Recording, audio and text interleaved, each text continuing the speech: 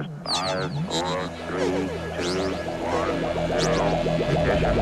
Liftoff. Major Keyhole, as author of the book Flying Saucers Are Real. I thought, well, maybe something's wrong with my eyes. Ça reflétait la lumière, c'était vraiment énorme. Il y avait quelque chose qui n'était pas logique. We have not been hiding anything. Dans ce dossier, je doute de tout. C'est comme s'il venait nous voir. L'inexpliqué est toujours là. Depuis 70 ans, on signale partout sur notre planète des lueurs étranges dans le ciel. Dans les années 40, on les appelait soucoupes volantes.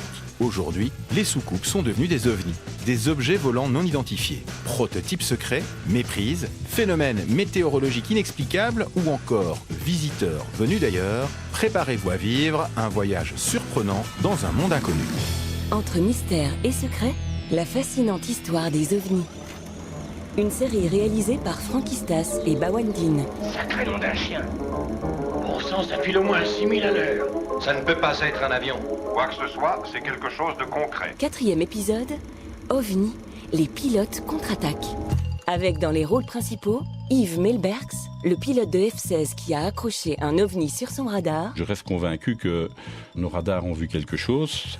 On n'était pas derrière rien du tout. Jack Crean, ancien leader de la patrouille de France, qui a fait une rencontre extraordinaire avec son Mirage 3. C'est comme s'il venait nous voir. Quand on était nous menaçants, il s'est sauvé. Et Patrick Ferrin, un des meilleurs ufologues belges. On a quelqu'un qui a vécu une expérience tout à fait particulière. Ils font partie du gratin des pilotes confirmés. Contrôle Indianapolis, signalé trafic pour Harris 31. Harris, vous pouvez nous dire quel appareil? Négatif. L'appareil est très brillant. Les couleurs sont saisissantes. L'appareil approche le passe très brillant et très rapide. Il va tard. Il nous a évité de justesse. Si les ovnis se déplacent dans les airs, il est logique que les pilotes d'avion soient les mieux placés pour les observer, comme vous venez de l'entendre dans cet extrait du film de Steven Spielberg, Rencontre du troisième type. Et c'est vrai qu'en réalité, les forces aériennes de nombreux pays ont enregistré des témoignages interpellants de leurs pilotes, parfois confirmés par des écho-radars inexplicables. C'est le cas de la Belgique. Pendant toute la durée de la vague d'ovnis belge en 1989, l'armée de l'air s'inquiète de voir son espace aérien violé à de nombreuses reprises par des objets volants non identifiés. Nos militaires prennent tous les témoignages civils au sérieux.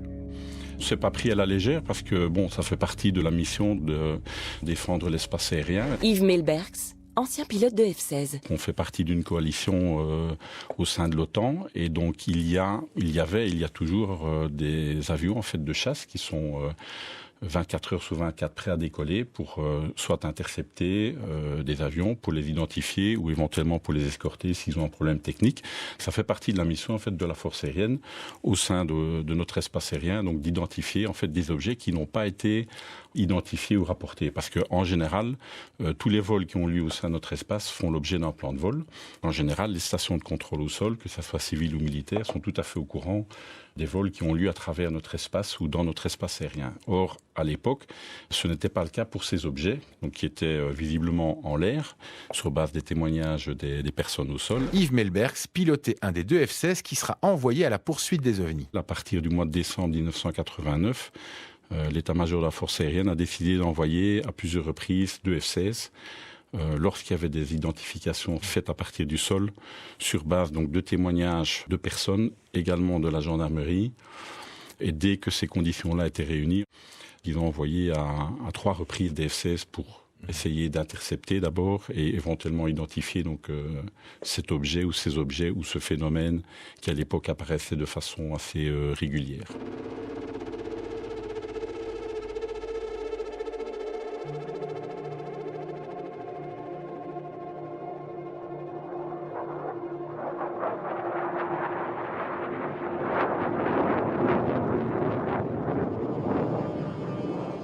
Les 2 premières tentatives d'interception n'ont rien donné. La 3e sera la bonne. Dans la nuit du 30 mars 1990, Yves et son équipier reçoivent l'ordre de décoller immédiatement. L'OVNI est revenu. Quand il y a une alerte, en fait, on court aux avions, on démarre le réacteur et en général, on est en l'air 5-6 minutes plus tard. Donc ce qui se passe, c'est au moment où on arrive dans l'avion, on prend les instructions par radio. via un centre de contrôle en fait qui est un peu délocalisé par rapport à la base, mais qui nous donne les instructions de la mission en cours. Et donc ce jour-là, on a reçu les instructions comme quoi il fallait se diriger vers Louvain à une altitude à peu près de 4-5 000 mètres pour de nouveau aller essayer d'identifier ou intercepter donc, cet objet-là. Et alors, on vous guide vers l'endroit parce que des radars au sol ont des éco-radars dans cette zone-là, c'est ça? C'est ça. Donc les deux stations de radar ont des échos. Donc au même moment, elles voient donc le même objet au même endroit. Et donc en fait, quand on arrive sur la fréquence du centre de contrôle de Glon, donc le contrôleur en fait nous annonce des contacts donc sur cet objet. Donc ils sont au début à, je vais dire peut-être 20 ou 30 kilomètres. Et alors en fait, le but de cette mission-là en fait était de s'approcher de l'objet, donc de le détecter d'abord, de l'intercepter et de s'en approcher au plus près pour soit l'identifier ou voir ce qu'on pouvait faire à ce moment-là. Donc en fait, ça a pris quand même quelques minutes pour arriver à détecter d'abord l'objet. Parce qu'à l'époque, en fait, nous, on était équipés de radars qui étaient quand même relativement performants pour l'époque, mais malgré tout qui comportaient certaines limites au niveau détection et portée de détection. Grâce au contrôleur, on finit par avoir une détection sur l'objet. Et alors, on a essayé de faire une interception, mais à plusieurs reprises, en fait, on a perdu le contact sur l'objet, donc parce qu'il avait un comportement erratique, c'est-à-dire qu'il changeait brusquement soit d'altitude, de direction ou de vitesse. Et donc, ça arrivait que après avoir une détection, on perdait le contact. Donc, il fallait recommencer tout le processus pour de nouveau avoir une détection, essayer de s'en approcher, etc. Et donc, finalement, à un moment donné, après à peu près une vingtaine de minutes de vol, on est parvenu à garder le contact avec les deux avions et à s'approcher de l'objet jusqu'à à peu près 7 ou 8 kilomètres.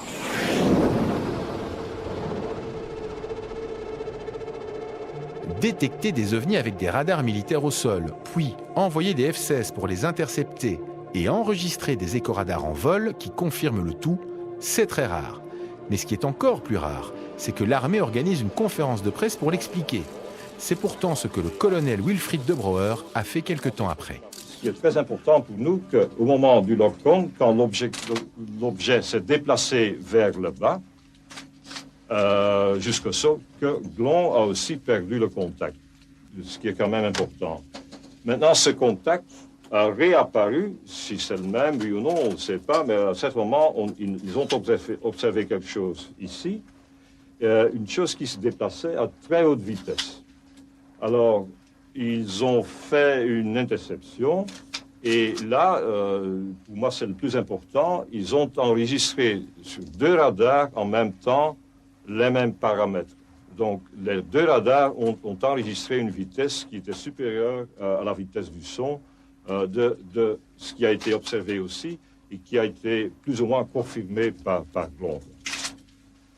Mais ils n'ont pas su se rapprocher de ces contacts.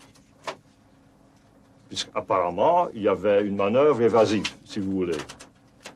Maintenant, on tient toujours compte des interférences, ça c'est clair. Il y a parfois quelque chose qui apparaît sur un écran radar et on ne peut pas déterminer l'origine. Pour nous, ce sont des interférences électromagnétiques. Donc, il faut en tenir compte. Sur l'enregistrement radar présenté aux journalistes, on voit que l'OVNI évolue à 3000 mètres d'altitude et à une vitesse de 1000 km/h. En 4 secondes, il plonge à 1500 mètres et sa vitesse passe à 2000 km/h, sans bang supersonique. Aujourd'hui encore, aucun avion connu n'est capable d'une telle performance. Ce qui est le plus troublant, tout d'abord, les observations visuelles au sol étaient quand même assez exceptionnelles. Il y avait une vingtaine de gendarmes, je crois. Entre autres, oui. Et en même temps, on a quand même détecté un comportement en l'air sur les écrans radar qui n'était pas conventionnel, je dirais. Et il y a eu corrélation entre les observations des deux chasseurs qui étaient en vol et des stations radar au sol. En effet, il y a eu une corrélation. C'est exceptionnel. C'est exceptionnel. Quand des scientifiques tout à fait sérieux disent qu'on doit avoir le courage d'aborder l'hypothèse de phénomènes d'origine extraterrestre, vous-même, vous réagissez comment ? Nous sommes toujours prudents, puisque pour nous, il faut des preuves concrètes. Hein. Mais cette hypothèse reste ouverte, ça c'est clair.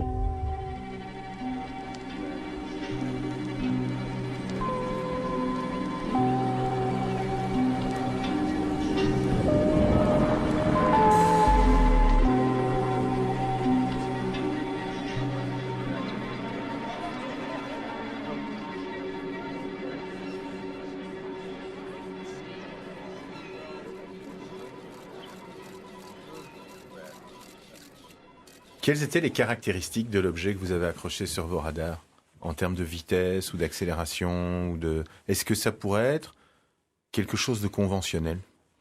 Non, là on est dans quelque chose qui dépasse en fait, en tout cas à l'époque, qui dépassait les performances que nous connaissions en général des avions ou même d'autres engins. Parce que voilà, les accélérations sont très rapides. Donc beaucoup plus rapide que ce qu'on était capable de produire à l'époque et encore maintenant. Il y avait en général pas de mur de son, donc il n'y avait pas de bang sonore, entre guillemets, hein, donc il n'y avait pas de choc au moment où l'objet passait le mur du son. Or, on a observé en fait que effectivement, il a dépassé le mur du son à plusieurs reprises. Donc normalement, certainement au sol, on doit pouvoir percevoir ce genre de phénomène, certainement si l'onde est dirigée vers le bas. Alors en plus, il y a des changements très rapides en altitude. Donc là, on a vu ça récemment avec les F-18. Là, apparemment, l'objet passait oscillait entre 20 et 80 000 pieds. Donc ce sont des changements très rapides d'altitude, donc qui sont très difficiles à réaliser, même avec des avions de chasse très performants, en tout cas aussi rapidement et aussi fréquemment. Pas de bruit, en général pas de bruit, et pas forcément des sources infrarouges ou des sources de vibrations très importantes. Donc on est face à des engins ou éventuellement des objets qui ont des caractéristiques, si c'est un objet, qui sont tout à fait différentes ou bien supérieures à ce que nous avons à l'heure actuelle.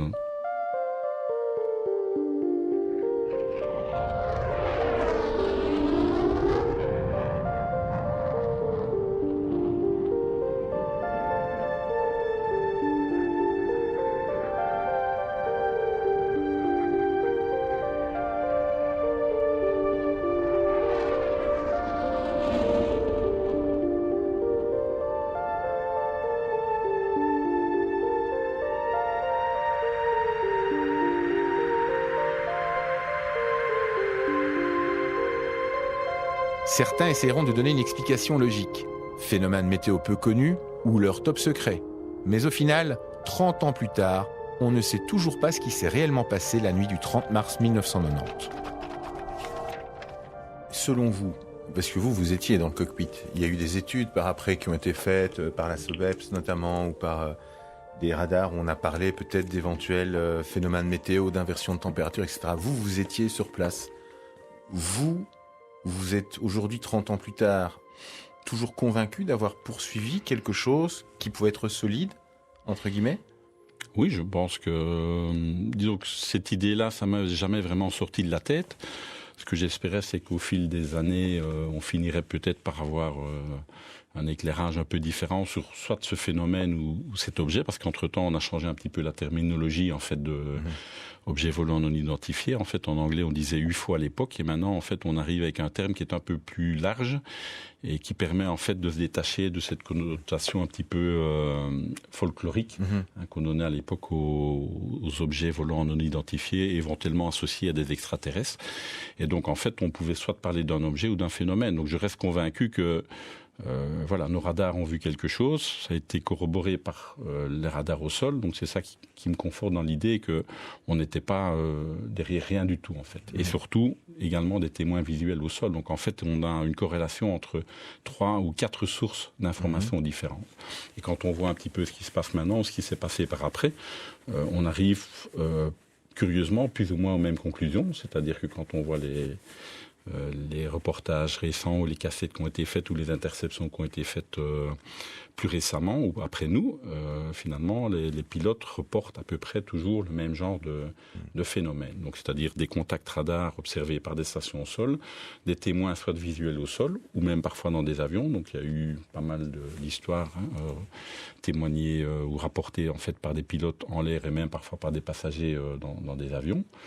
On observe en général toujours plus ou moins le même genre de phénomène. Donc en fait, on en est à l'heure actuelle toujours plus ou moins au même point.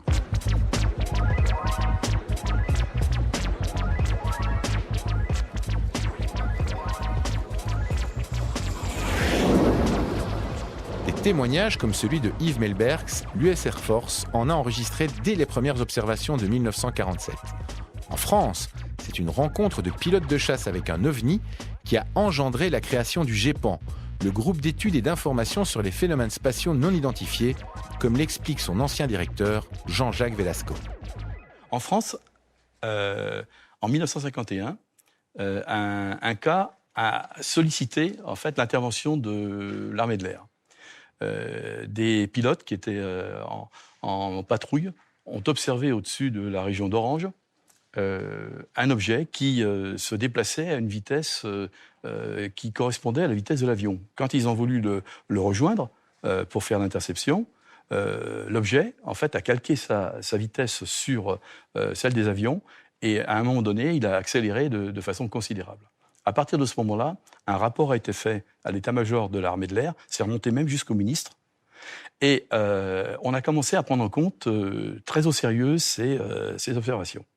Et là, des recommandations étaient faites pour créer en France un organisme qui permettait de collecter et d'analyser ces données. Un certain nombre de cas montrent à l'évidence qu'il y a une interaction vis-à-vis notamment des avions. Et ça, c'est tout à fait démontré. Quand vous prenez le nombre de cas aéronautiques à l'échelle mondiale, de cas officiellement recensés, vous êtes sur un chiffre de l'ordre de à peu près 2000 cas. Sur les 140 cas qui sont retenus, on a tout à fait les stéréotypes de ce qui est raconté depuis 1947, à savoir des objets qui ont des vitesses qui peuvent aller de 0 jusqu'à des vitesses de 10 000 et 20 000 km/h, enregistrées par les radars, des accélérations absolument phénoménales, des trajectoires qui ne correspondent absolument pas à des trajectoires que pourraient faire des avions, à savoir tourner autour des avions, avoir des trajectoires à la verticale, puis brutalement partir à l'horizontale. Donc, ces rencontres entre ovnis et avions sont rares, mais elles existent, et elles sont parfois spectaculaires. Nous sommes le 3 septembre 1975, à 23h, dans la région de Cambrai. Jacques Crine, pilote de Mirage 3, est en plein exercice nocturne avec son équipier.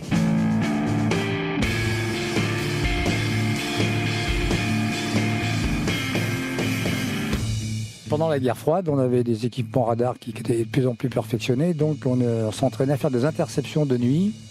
Donc on était sur Mirage, j'étais à Creil, c'était sur la frontière belge d'ailleurs, c'était du côté de Lille par là. Et on décollait à 2 avions, on était guidé du sol par un contrôle radar serré et l'opérateur au sol.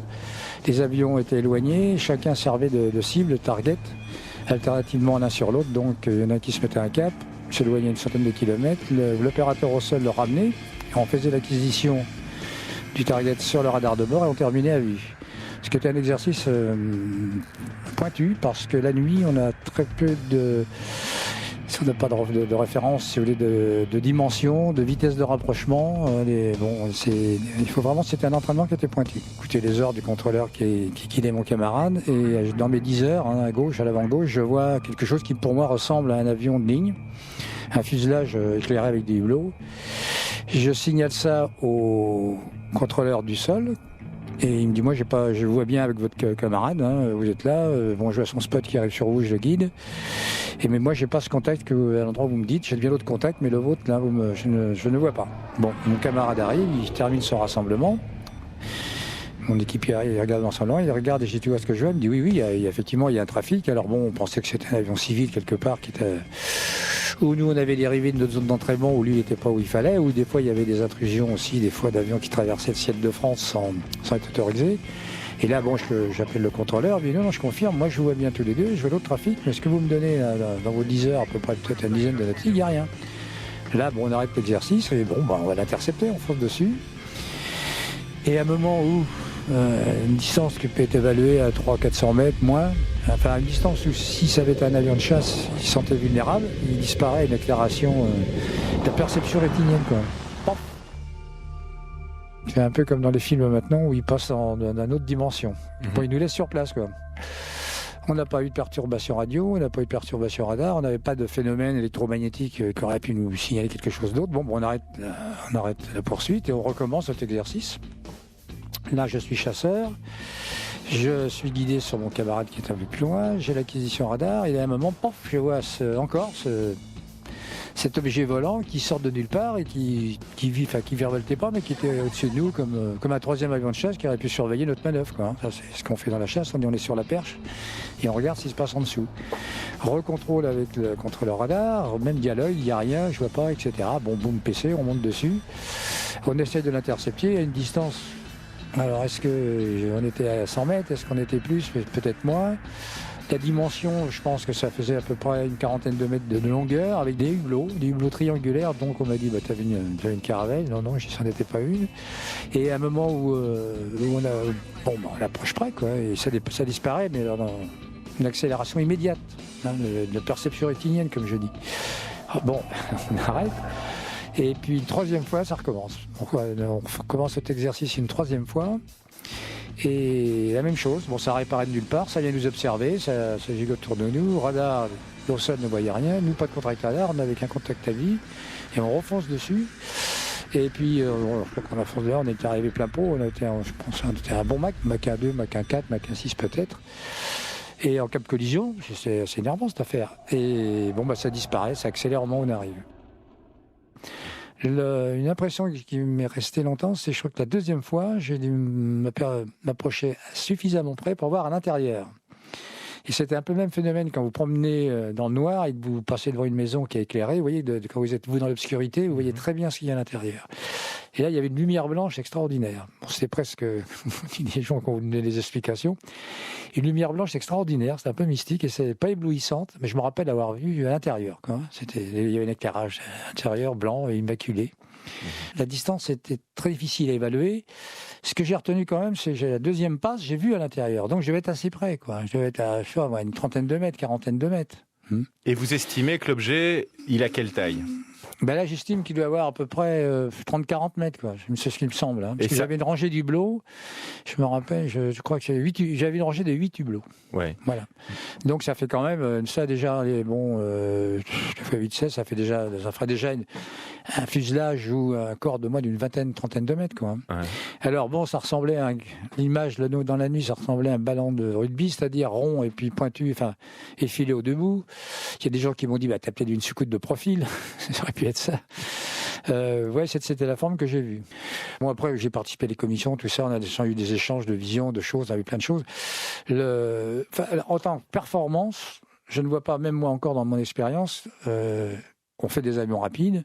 Bon, maintenant d'ailleurs, on les fait moins rapides qu'avant, puis c'est plus la peine de dépasser 2 fois la vitesse du son pour attraper les gens. On a des missiles qui prennent Mach 4. Même le plus rapide chez nous, ça a été le Mirage et le Mirage 2000 qui prenaient Mach 2. Bon, il y a eu les SR-71 américains qui prenaient Mach 4, mais maintenant c'est plus la peine. Si vous voulez intercepter un objet en vol, vous avez des missiles qui accélèrent 4-5 fois la vitesse du son, donc ça les rattrape si vous voulez. Donc, au point de vue vitesse, performance. Par contre, je ne connais pas, moi, dans notre production planétaire actuelle, en France, en Europe, sur le monde, d'engins qui seraient capables de ça.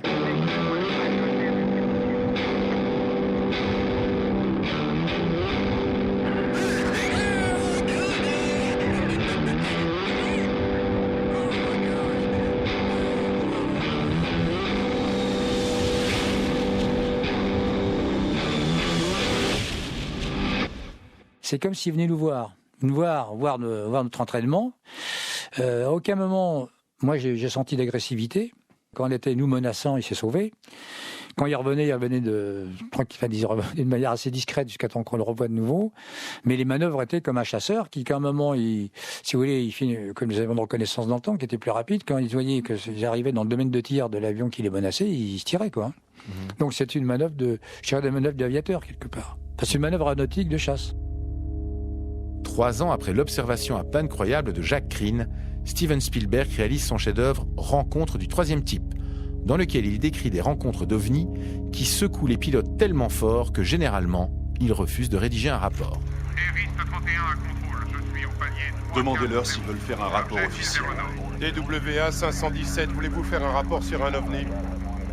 Négatif, contrôle. Nous ne ferons pas de rapport. Harris, voulez-vous faire un rapport officiel sur un ovni à vous? Négatif, nous ne ferons pas de rapport non plus. Des pilotes qui refusent de témoigner par crainte d'être interdits de vol, le journaliste Jean-Claude Bourret en a rencontré énormément lors de ses enquêtes consacrées aux ovnis sur France Inter dans les années 70. Je fais une conférence il n'y a pas longtemps, d'ailleurs c'était à Toulouse, je me souviens, il y a peut-être 6 ou 7 ans, et c'était dans un club privé, on était une petite centaine, tout le monde se connaissait, et c'était du genre Lions Club pour être clair. Et donc il y avait à la fin de la conférence quelqu'un qui lève la main et dit bon ben voilà Jean-Claude, vous ne me connaissez pas, je suis le commandant Intel de l'armée de l'air, voilà ce qui m'est arrivé. Chaque année, nous sommes évidemment inspectés pour savoir si nous respectons les procédures, si nous sommes bien au niveau pour piloter les avions de l'armée de l'air que le ministère de la Défense nous confie. Il me dit un jour, j'étais en vol comme ça, avec un général qui m'inspectait en plein jour, et on voit arriver face à nous quelque chose. On a d'abord cru que c'était un avion, donc je m'apprêtais à faire une manœuvre d'évitement. Et puis cette chose-là est arrivée en 2 ou 3 secondes à notre droite, s'est mis à nous suivre, c'est-à-dire qu'elle fonçait peut-être, je sais pas, à 800 ou 1000 ou 1500 km/h, elle fonçait sur nous, et elle a fait une sorte de stop and go, nous suivant, alors que nous, on volait à 400 km/h dans l'autre sens. Et ça nous a accompagnés pendant quelques secondes, et puis après, c'est parti à toute vitesse.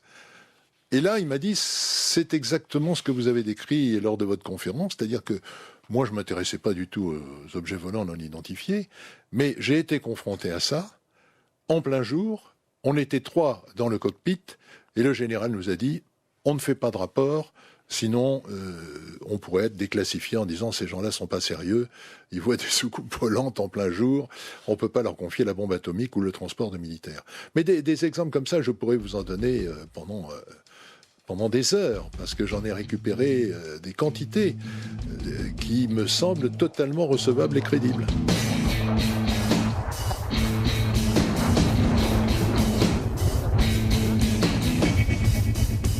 Il y en a beaucoup, et je vais enchaîner en vous en donnant un autre.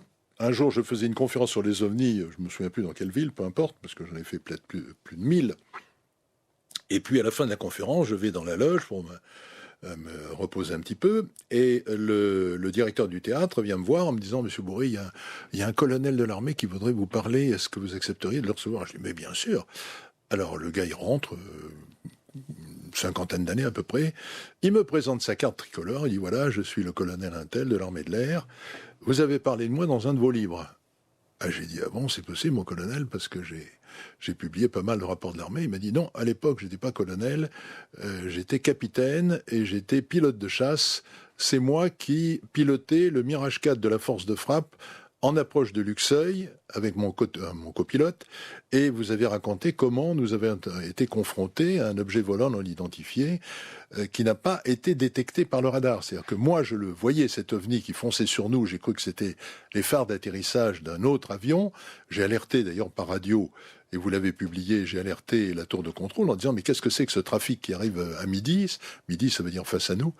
Et le gars disait, mais moi, j'ai aucun écho sur mon radar.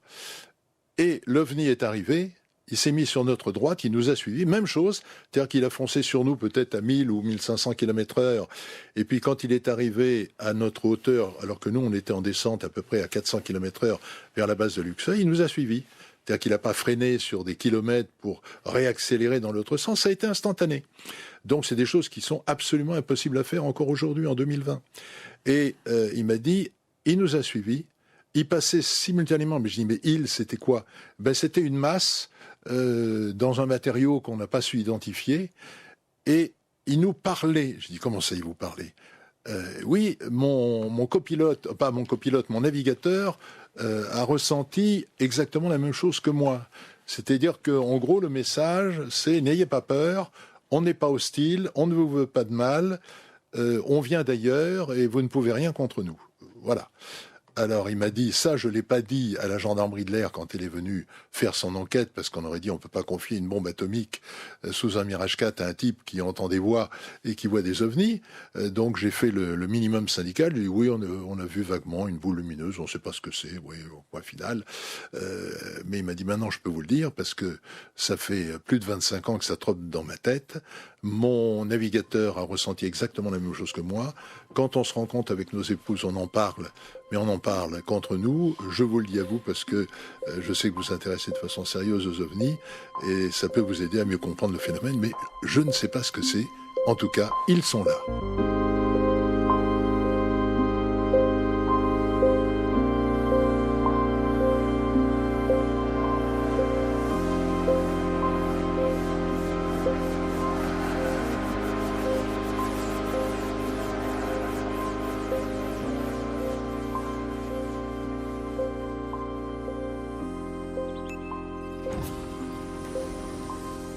Ils sont là.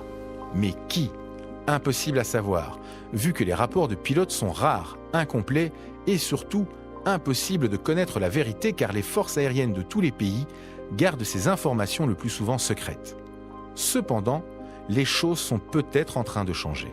Récemment, aux États-Unis, l'US Navy a authentifié 3 vidéos d'OVNI enregistrées par ses chasseurs. Mieux, cela a été confirmé par le Pentagone et les pilotes ont été autorisés à parler aux médias. Tout d'abord, ça n'avait pas d'aile, donc on a pensé que c'était un hélicoptère, mais il n'y avait pas de souffle du rotor sur l'eau, pas de rotor. C'était extrêmement abrupt, comme une balle de ping-pong qui rebondit sur un mur et change de direction. Et sa capacité de planer au-dessus de l'eau, puis de repartir à la verticale de 0 à plus de 12 000 pieds, puis d'accélérer en moins de 2 secondes et de disparaître, c'est quelque chose que je n'ai jamais vu de ma vie. Je crois, comme les autres témoins de ce phénomène, qui ont vu l'objet ce jour-là, qu'il s'agit de quelque chose qui ne vient pas de notre monde.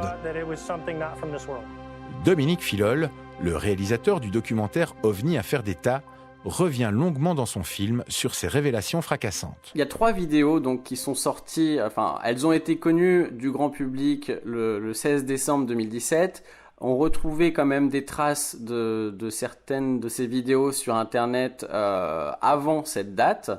Donc ces 3 vidéos ont été filmées par des F-18 américains avec leurs caméras infrarouges, mais à plusieurs reprises. Ce sont 3 vidéos différentes. Il y en a une qui s'appelle Go Fast, l'autre FLIR et l'autre Gimbal. Dans ces 3 vidéos, donc la plupart du temps, on voit un objet qui semble émettre une espèce de rayonnement.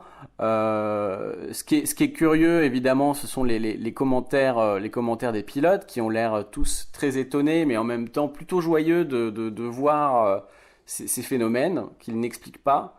Il y a même un des commentaires qui est assez troublant parce que à l'image, on voit un seul objet, mais il dit « Regarde sur le radar, il y en a toute une flotte ». Et en effet, après, ces pilotes ont témoigné dans plusieurs grands médias américains. Et à cette époque-là, les radars ont accroché plusieurs de ces objets. Donc, il n'y en avait pas qu'un. Ils ont été enregistrés par les radars de l'USS Princeton, un navire de guerre américain. Et voilà, donc il y a eu tout un tas de témoignages à ce moment-là qui sont sortis à partir du 16 décembre 2017, que ce soit de pilotes de chasse, d'officiers spécialistes des radars, de gens qui étaient à bord du Nimitz et de l'USS Princeton. Donc voilà, enfin, ces vidéos ont été officialisées.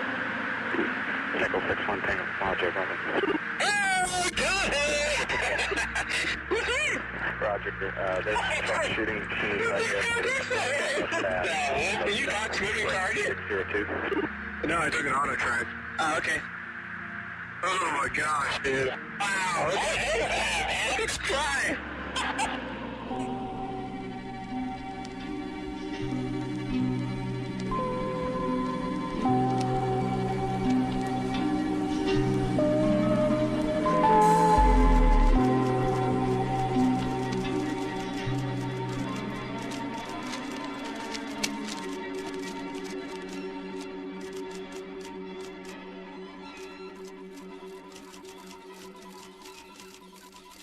il y a eu cet article du New York Times qui a fait grand bruit, aux États-Unis en tout cas, moins répercuté quand même en Europe.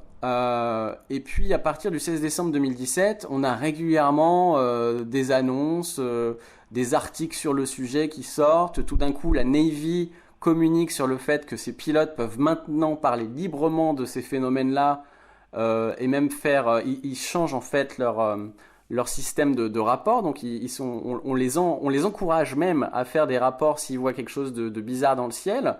Alors qu'avant, il y avait plutôt une forme d'autocensure. Là, maintenant, on les encourage.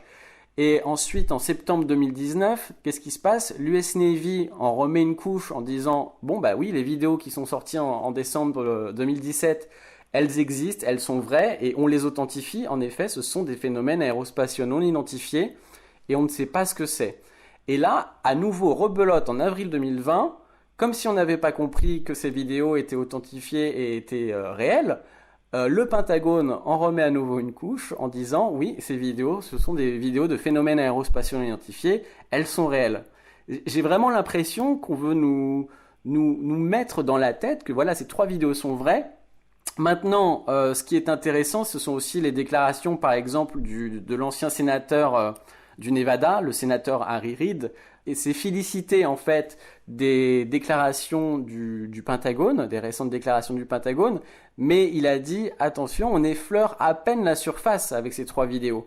Le gouvernement a beaucoup plus de matériel à sa disposition sur le sujet, et il a encouragé le gouvernement à déclassifier davantage en disant que les Américains avaient le droit de savoir. Ce soir, CNN a appris que le Pentagone avait un programme de recherche secret sur les ovnis. Le programme s'appelait le programme d'identification avancée des menaces aérospatiales. Des dizaines de millions de dollars ont été alloués au programme par l'ancien leader de la majorité au Sénat, Harry Reid.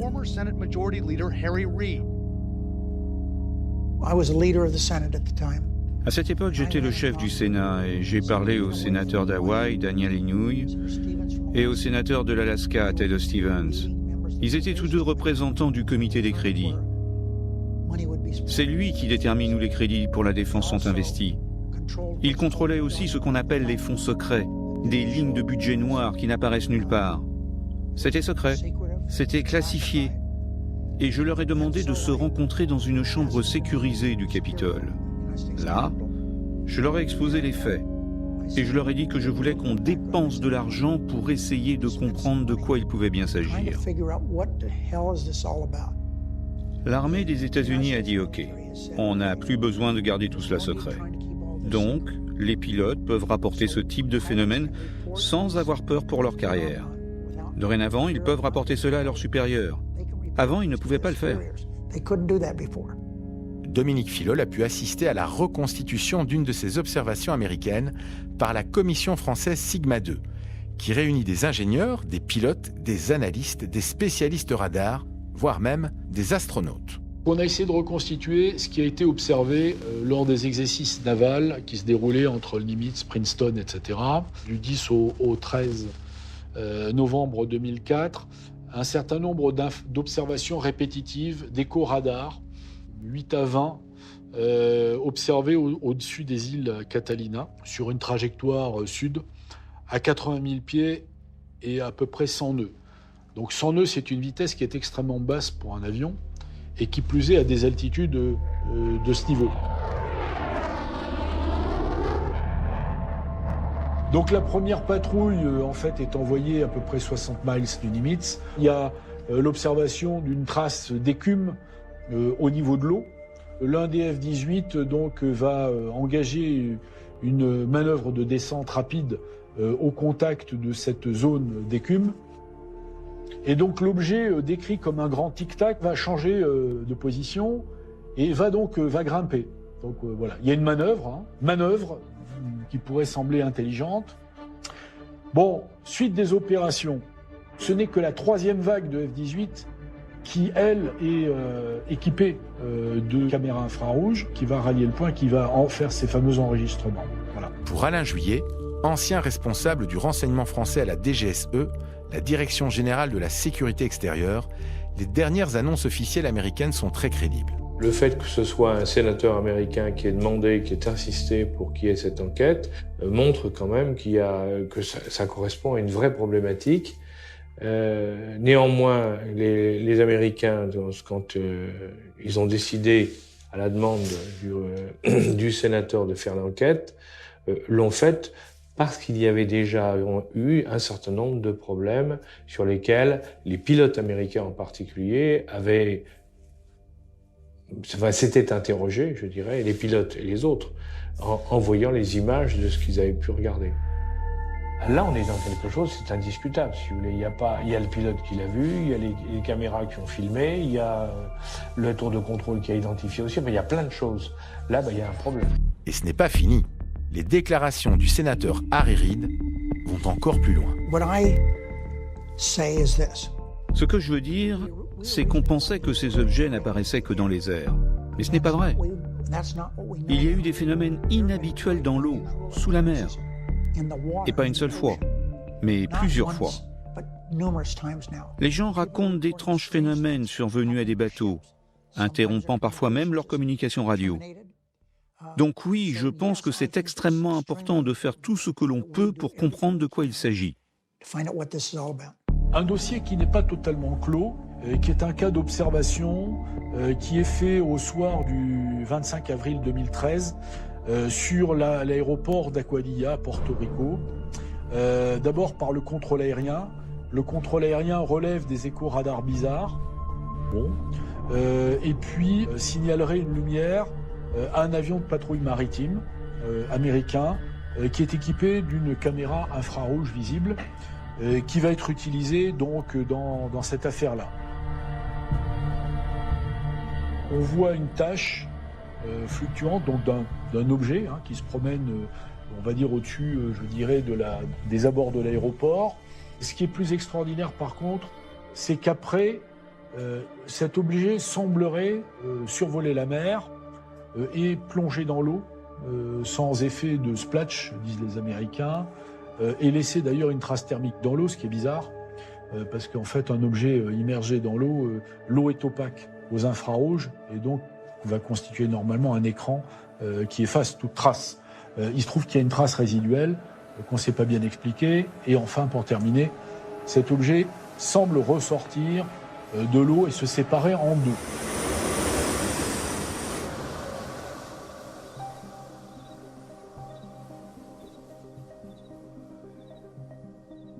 Ce déluge de révélations en provenance de sources officielles est totalement inédit dans l'histoire de l'ufologie. C'est comme si les instances américaines voulaient préparer l'opinion publique. Mais la préparer à quoi? Et surtout, c'est peut-être trop beau pour être vrai. Beaucoup d'ufologues, comme Patrick Ferrin, qui baigne dans l'ufologie depuis des dizaines d'années, préfèrent rester prudents. Lui aussi a collaboré avec les militaires lors de la vague d'OVNI belge de 1989. Il est très difficile de s'intéresser au phénomène OVNI, en général, et de ne pas retomber sur les militaires. L'armée, les militaires sont un des éléments présents dans tous les cas considérés comme importants. Eh bien, à un moment donné, on va retomber sur, on va appeler ça, le domaine militaire. Et là, c'est très difficile, évidemment. Et dès le début. Et c'est le cas dès le début. Dès le début. Il y a peu de cas, il y a peu d'ufologie, d'affaires ufologiques où, à un moment donné ou un autre, on ne va pas tomber sur cette dimension-là. Tiens, on est nouveau dans le champ militaire. Et c'est le même scénario qui se reproduit inlassablement, dirait-on, oui. C'est frustrant, ça, quand même, non? Parce que ça incite à se poser certaines questions, c'est vrai. Est-ce que vous pensez que l'armée en Belgique, enfin, peut-être pas en Belgique, mais aux États-Unis, a réellement enquêté ou enquête toujours sur l'ufologie ou sur les phénomènes OVNI, ou c'est de la poudre aux yeux, ça n'a jamais été réellement le cas? Nous n'en savons strictement rien. On le soupçonne, on l'a soupçonné de tout temps. Il y a eu bien sûr des commissions, bien entendu, elles sont bien connues. Il y a eu des enquêtes, il y a eu des militaires qui se sont intéressés, qui ont mené des recherches, qui ont mené des enquêtes. Certains l'ont même fait à titre privé. Bon. Et on jouit d'une certaine notoriété par la suite, mais c'était pas commandité, c'était pas officiel. Mais bon, ils avaient quand même le statut de militaire et possédant une certaine expertise apparemment. Y a-t-il toujours une commission d'enquête maintenant? Certains disent que oui, mais elle est hyper, méga, top secret, donc on ne sait pas. D'autres disent non, il y en a eu, mais il n'y en a plus, on ne dépense plus d'argent pour ça. Il y a beaucoup de rumeurs, il y a beaucoup de désinformation, et en fait, on n'en sait strictement rien. On ne peut absolument rien dire à l'heure actuelle. Mmh. Qu'est-ce que vous pensez des 3 vidéos de l'US Navy qui ont été déclassifiées l'année passée par la Navy, mais qui seraient authentifiées par le Pentagone actuellement? Ça fait énormément de bruit. Enfin, je veux dire, les gens qui s'intéressent aux ovnis ou à l'ufologie, tout le monde est excité par ces vidéos. Alors, certains sont extrêmement sceptiques, d'autres extrêmement enthousiastes, etc. Quel est votre avis, à vous, de vieux briscards de l'ufologie? C'est une grande première parce que, en ce sens que, bon, si tout ça est bien exact, mais apparemment ça a l'air d'être confirmé. Donc la nouvelle, elle est donnée, elle est lancée par le Pentagone. C'est un document du Pentagone qui dit, voilà, oui, dans un souci de transparence, nous rendons publiques ces vidéos. Elles sont authentiques et nous ne savons pas ce que c'est. En gros, c'est le message. Alors, il est vrai que ça, c'est une grande première. Ça fait l'effet d'une bombe, d'ailleurs. Il faut voir les commentaires, il va y avoir des bagarres d'experts qui vont analyser tout ça sous toutes les coutures. C'est un événement. Ça fait l'effet d'une bombe dans le monde ufologique, mais même dans les médias traditionnels. Je veux dire, le New York Times en a parlé. C'est pas n'importe quoi. C'était dans nos JT à nous aussi. Donc ce qu'on peut dire, c'est qu'apparemment, ces 3 vidéos sont authentiques. Il semble que ces 3 vidéos soient tout à fait authentiques, bien sûr. Elles ont été officialisées par la Navy et puis par le Pentagone. Après, qu'est-ce qu'elles représentent? Toute la question est là.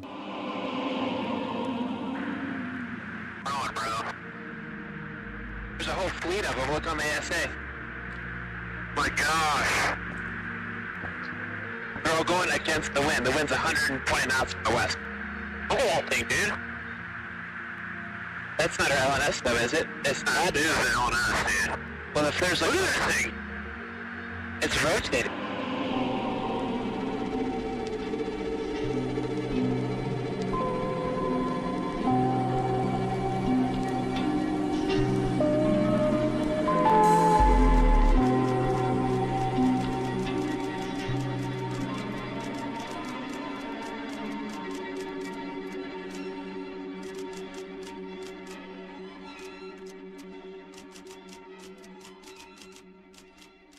Il faut surtout pas exclure que ces objets qui ont été filmés par l'US Navy puissent éventuellement être des drones très avancés. On va dire des drones qui sont fabriqués dans des hangars secrets d'un pays. Bon, ça c'est une théorie qu'il faut pas exclure parce que peut-être que dans quelques années on découvrira que c'était le cas.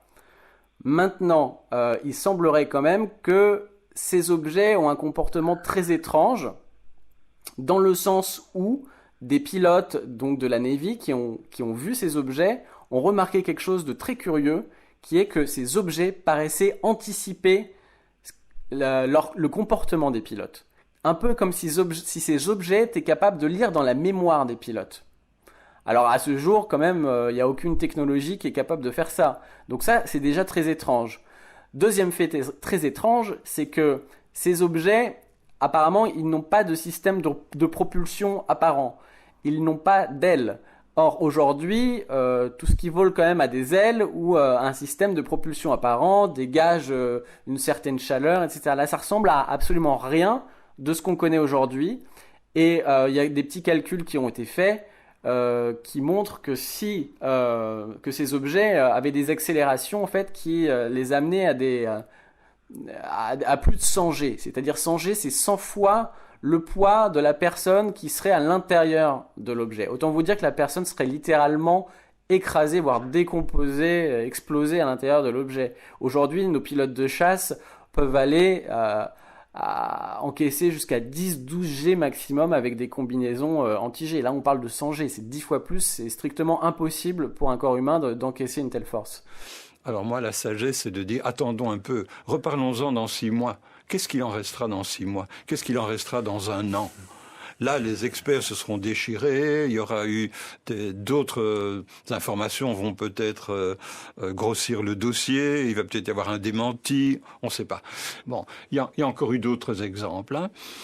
La vidéo qui a été rendue publique d'un des 2 appareils F-16 pendant la vague belge en 1990, rendu public par la force aérienne et grâce au colonel qui est devenu le général-major de Breuer, a suscité beaucoup d'émoi aussi, beaucoup de controverses et on n'a pas toujours le fin mot de l'histoire non plus maintenant, la force aérienne ayant décrété qu'on n'a pas suffisamment d'éléments que pour conclure quelque chose.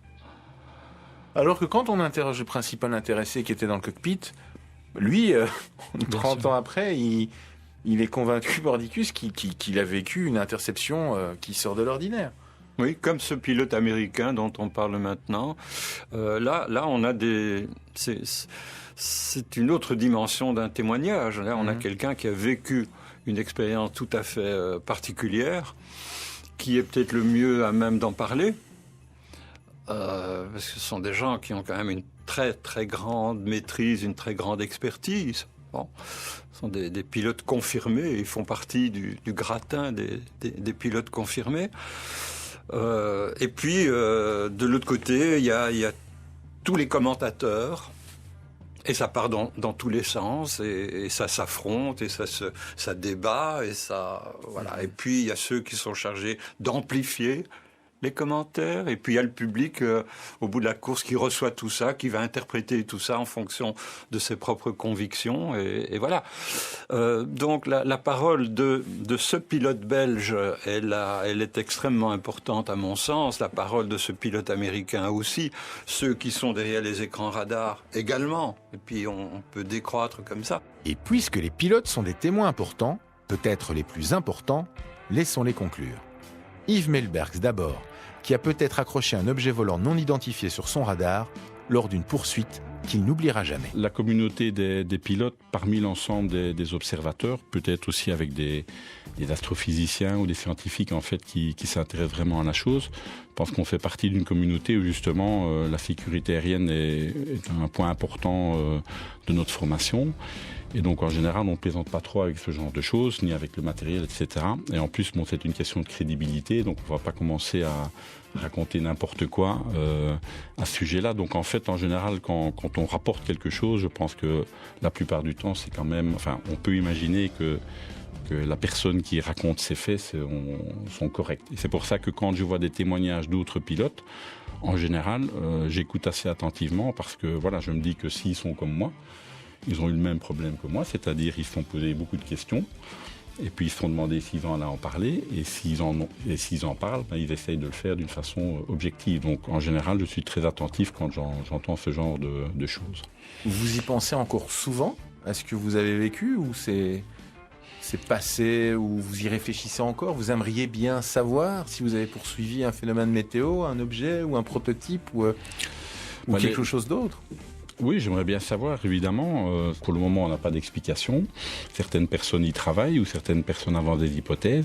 Peut-être finalement un jour trouver la solution à ce qui nous est arrivé il y a déjà 30 ans. Quant à Jacques Krien, celui qui par 3 fois a essayé d'intercepter un ovni de 40 mètres de long avec des hublots et éclairé de l'intérieur, pour lui, les choses sont claires. Donc pour vous, ça vient d'ailleurs, quoi. Ce que vous avez vu, ça peut pas être expliqué par quelque chose de terrestre. Non, si je suis honnête, avec mes connaissances techniques, bon, j'étais pilote, j'ai piloté des avions, même fait du Rafale l'année dernière. Bon, j'ai piloté des avions de chasse qui sont quand même les plus performants. Je ne vois pas, ça n'a rien à voir. Ça n'a rien à voir avec les observations que j'ai faites. Tout danger est écarté pour l'instant. Tout danger est écarté pour l'instant. Dans le prochain épisode, on vous emmène dans une dimension plus inquiétante du phénomène OVNI, les enlèvements. Je m'appelle Travis Walton et j'étais frappé par un puissant rayon d'énergie. Tous les épisodes de la série consacrée à l'histoire des ovnis sont disponibles sur Ovio ou téléchargeables sur la page podcast du site la première.be.